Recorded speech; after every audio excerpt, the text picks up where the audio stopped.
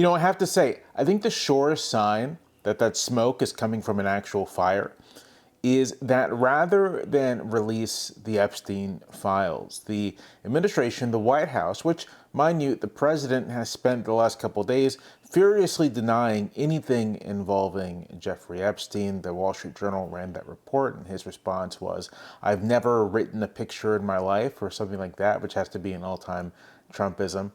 But the surest sign, again, that there is fire producing that smoke is that to change the subject, or at least to try to attempt to change the subject, the Department of Justice released the FBI's files on Martin Luther King Jr.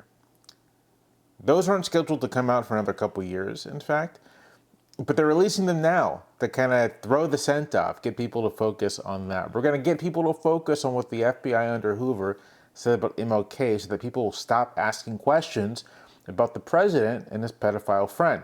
Now, is this going to work? I don't think so.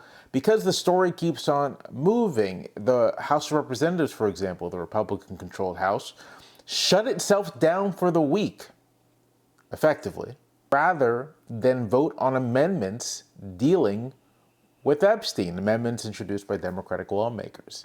House Republicans have just put a lid on doing anything this week because that's the only way they could avoid voting on those amendments. I mean, this is very funny. I'll just say that. This is very funny.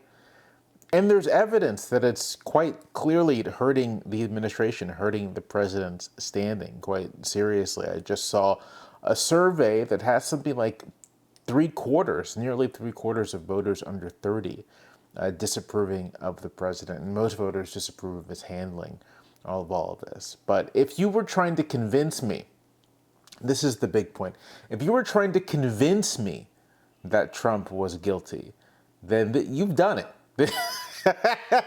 You've done it.